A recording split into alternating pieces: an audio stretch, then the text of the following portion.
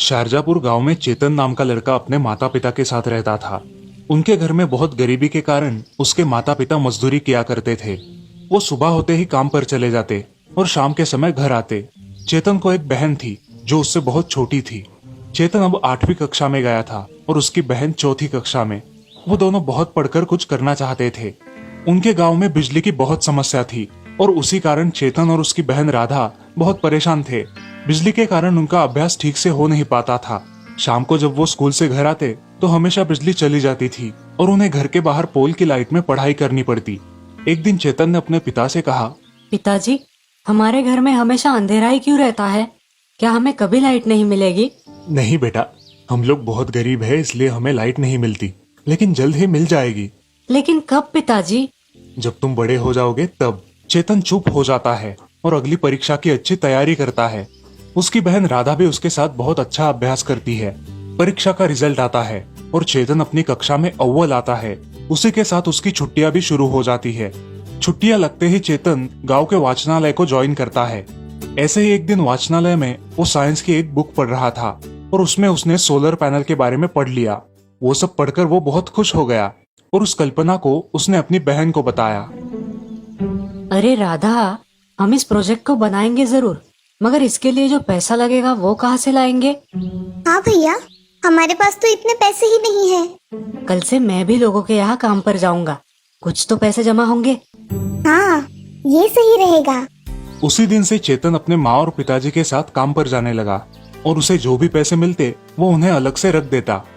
School शुरू होने से कुछ दिन पहले ही उसने अपने जमा किए हुए पैसे गिनना शुरू किया, लेकिन पैसों की थोड़ी कमी थी। अरे बेटा, ये बाप कब काम आएगा? चलो हम दुकान जाते हैं, जो भी लगे वो खरीद लेना। ऐसा कह के चेतन और पिताजी शहर जाकर दुकान से सोलर लाइट के लिए जो भी चीजें लगती है वो खरीद कर लाते हैं। घर आकर चेतन अपनी किताब की सहायता से उस सोलर पैनल को फिट कर देता है। उसके पास एक छोटी सी बैटरी लगवा देता है और उसमें एक मशीन बिठा देता है जिससे सोलर एनर्जी कन्वर्ट होकर विद्युत एनर्जी बन जाए। और ये सब करने के बाद वो अपनी मशीन शुरू कर देता है। तभी घर में लाइट और फैन चलने लगते हैं। मेरे दोनों भी बच्चे अब बड़े हो गए हैं। देखो तो कितना अच्छा सोलर लाइट बनवाया है। बेटा, पढ़ाई के साथ तुमने इतना कुछ किया। आज से तुम कुछ भी काम नहीं करोगे, सिर्फ पढ़ाई करोगे। हाँ पिताजी, हम दोनों बहुत पढ़ाई करेंगे और आपका नाम रोशन करेंगे। चेतन ने पिताजी और माँ दोनों का दिल जीत लिया। उन्हें अपने बेटे और बेटी पर बहुत गर्व होने लगा। अब चेतन ने गांव के गरीबों के घर में भी सोलर लाइट लगवा दी और सारे गांव में रोशनी छा गई। सारे गांव वाले चेतन को शाबाशी देने लगे और सारे गांव वालों ने मिलकर उसका गांव में सत्कार किया। इस कहानी से हमें ये सीख मिलती है कि जहाँ चाह है वहाँ राह है। इसका मतलब हमारे अथक प्रयत्नों से हम कोई भी चीज हासिल कर सकते हैं। केरल नाम के राज्य में मल्लमपुर नाम का एक गांव था। उस गांव के बाजू में एक बहुत बड़ा घना जंगल था। उस जंगल में तरह तरह के प्राणी थे। उस जंगल में एक हाथियों का झुंड भी था, जिसमें एक 15 साल की हाथीनी थी जो गर्भवती थी। एक दिन वो थक कर एक पेड़ के नीचे थोड़ा आराम करने बैठ गई और अपने आने वाले बच्चे के साथ बातें करने लगी। बेटा, जब तुम इस दुनिया में आओगे तो तुम्हें ये दुनिया बहुत खूबसूरत लगेगी। तुम्हें ये दुनिया बहुत पसंद आएगी। मैं तुम्हारा बहुत ख्याल रखूंगी। ऐसा बोल के वो हाथीनी सो जाती है। तभी अचानक उसके बच्चे को भूख लगती है और माँ हाथीनी की नींद खुल जाती है। मुझे खाना ढूंढना होगा, मेरे बच्चे को बहुत भूख लगी है, जल्दी से खाना ढूंढती हूँ। वो ऐसा कह के उठती है और खाने की तलाश में सारा जंगल घूमती है, मगर उसे जंगल में खाने के लिए कुछ भी नहीं मिलता। ऐसे ही खाने की तलाश में वो गांव में आ पहुंचती है। उस गांव में कुछ बुरी प्रवृत्ति के लोग रहते थे जो जानवरों के साथ अच्छा सलूक नहीं करते थे। उस दिन 2 बदमाश लोगों ने उस हाथीने को गांव में आते हुए देख लिया और उसके साथ मस्ती करने की सोची। अरे भाई, मैं क्या कह रहा हूँ, मेरे पास कुछ अनानास है, इसमें हम कुछ पटाखे डालते हैं और उस हाथीनी को खिला देते हैं। हाँ भाई, ऐसा ही करते हैं, मजा आएगा। ऐसा कह के राजू और हरिया एक अनानास में पटाखे डाल देते हैं और वो पटाखों से भरा अनानास रास्ते पर रख देते हैं। रास्ते से गुजर रही उस भूखे हाथीनी की नजर उस अनानास पर पड़ती है। वो अनानास देखकर वो बहुत खुश हो जाती है और झट से उसे खा लेती है। लेकिन उसे खाते ही उसके मुंह में जोर जोर से पटाखे फूटने लगते हैं। वो चिल्लाने लगती है। उसका मुंह पूरी तरह से जल जाता है। उसके मुंह से खून बहने लगता है। वो बेचारी बुरी तरह से जख्मी हो जाती है। ये क्या हो गया? मैंने तो फल खाया था उसमें ये इंसानों ने क्या मिला दिया क्या पता। अब मेरे बच्चे का क्या होगा। मैंने तो इन इंसानों पे भरोसा करके बहुत बड़ी गलती की। अब मैं क्या करूं। हाथिनी गांव में चली जाती है और इधर उधर घूमने लगती है। उसे कुछ समझ नहीं आता। वो सोचती है अगर मैं पानी पीऊंगी या पानी में जाके रुकूंगी तो शायद मुझे कुछ राहत मिल जाएगी। ऐसा कहकर वो हाथिनी पानी की तलाश में गांव के तालाब के पास चली जाती है। वो हाथिनी तालाब का पानी पीती है जिससे उसे थोड़ी राहत मिलती है और वो पानी में जाकर खड़ी हो जाती है। अब उन पटाखों की जलन से उसे थोड़ी राहत मिलती है। उसका मुंह उन पटाखों की वजह से बुरी तरह से घायल हो चुका है। अब वो वही पानी में भूखी प्यासी बहुत दिनों तक खड़ी रहती है।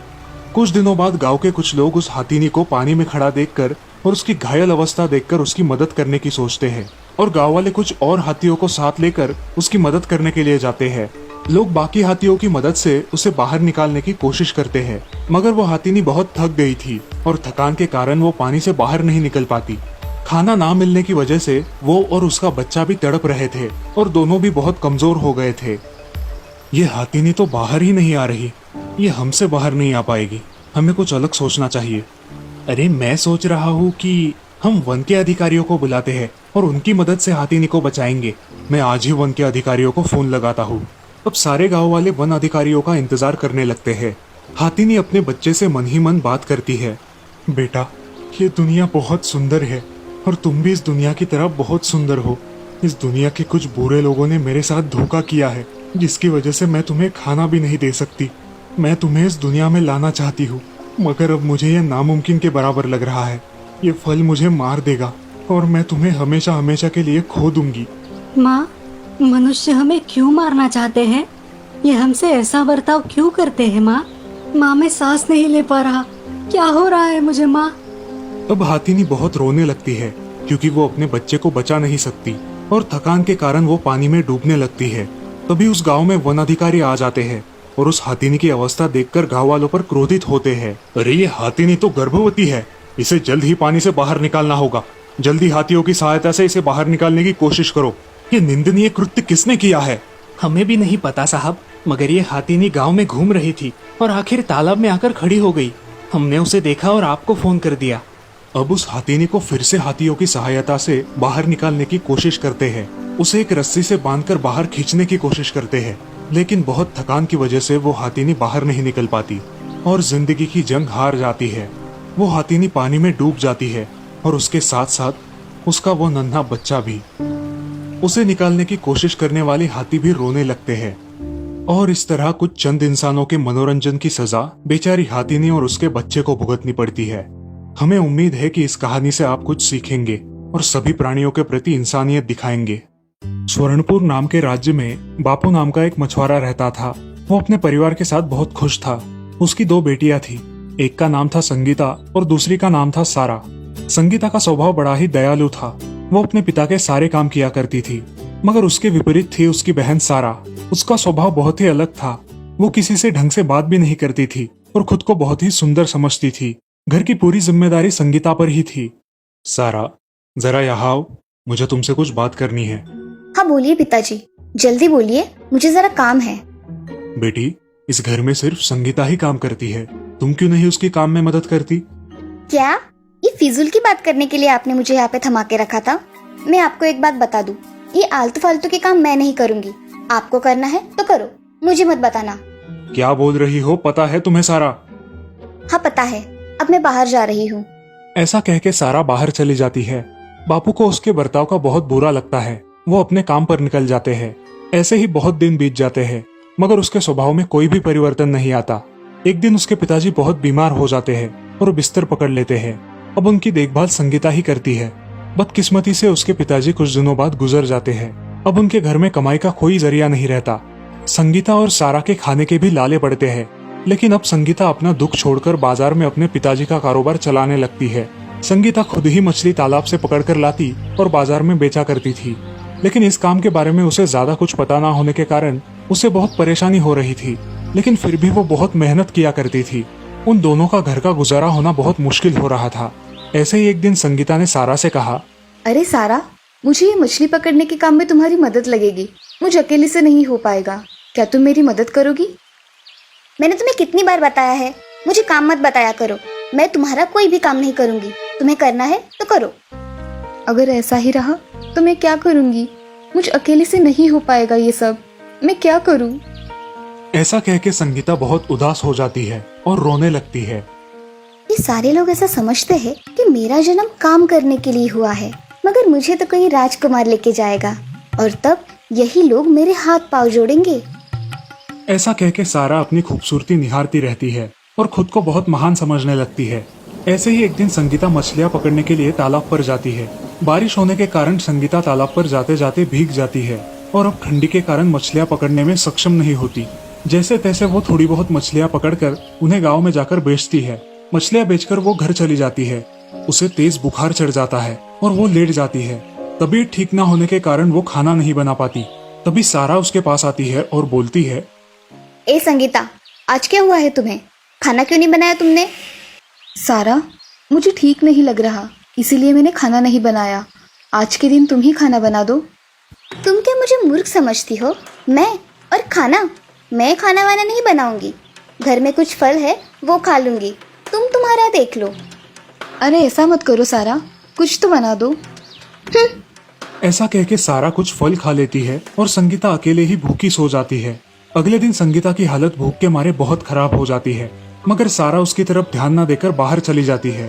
अब संगीता लड़खड़ाते हुए उठती है और मटके में से पानी पीती है और उसी हालत में मछली पकड़ने तालाब पर जाती है। वहां जाकर अपने पिताजी की याद में वो रोने लगती है। तभी उसे किसी की आवाज सुनाई देती है, संगीता, संगीता, मैं हूँ।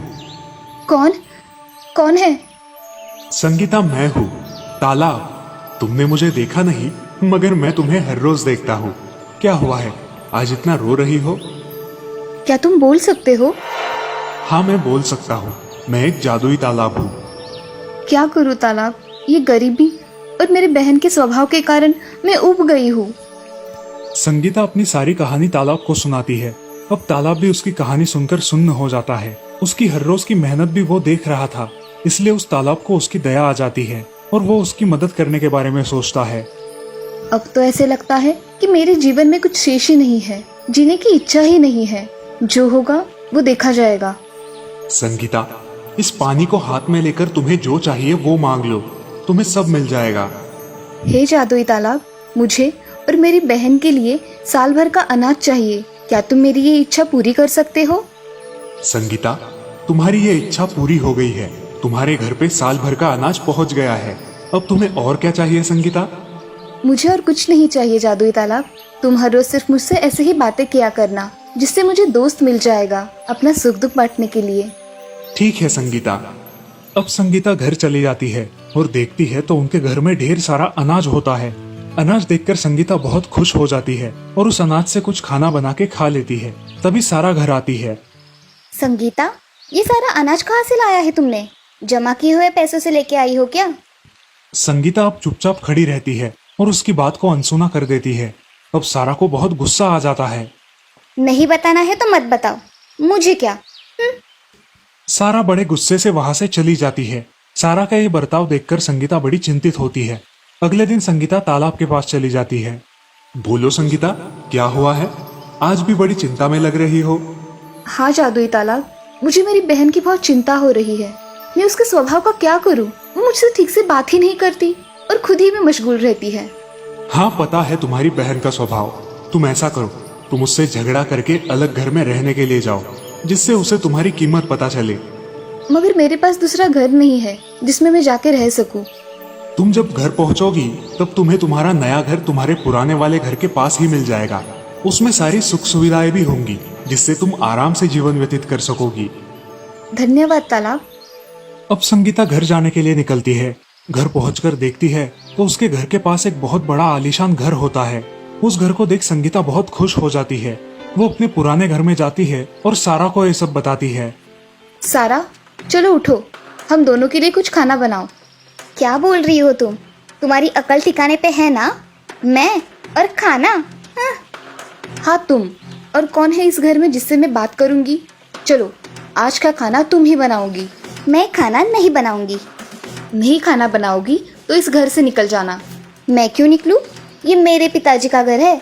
निकलना है तो तू निकल। संगीता अब उसका बर्ताव देखकर बहुत दुखी होती है और वहां से निकल जाती है। वो अपने नए घर में रहने के लिए जाती है।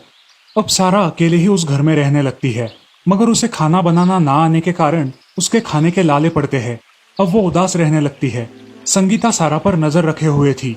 एक दिन संगीता खिड़की से झांक कर देखती है तो उसे सारा एक बेड पर सोई दिखाई देती है। संगीता को लगता है कि उसकी तबीयत ठीक नहीं है, इसलिए वो जल्दबाजी में तालाब के पास चली जाती है। हे जादुई तालाब, क्या मैं मेरी बहन से मिल सकती हूँ? उसकी तबीयत खराब है, ऐसा मुझे लग रहा है। संगीता, कल तक रुक जाओ, बाद में देखो तुम्हारी बहन का स्वभाव कैसे बदल जाता है। ठीक है तालाब, तुम मेरे सच्चे दोस्त हो जो कठिन परिस्थितियों में भी मेरे साथ हो। दोस्त बोला है तो इतना तो करना ही पड़ेगा। अब संगीता वहां से चली जाती है और अगले दिन का बेसब्री से इंतजार करती है। अगले दिन सारा जल्द ही उठकर घर का काम करते हुए दिखाई देती है। ये देखकर संगीता सोच में पड़ती है। ऐसा कैसे हुआ?